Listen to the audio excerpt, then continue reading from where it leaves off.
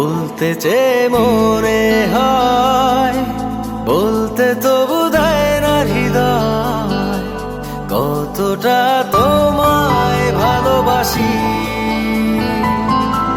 চলতে গিয়ে মনে হয় দূরত্ব কিছু নয়, তোমারই কাছেই ফিরে আসি।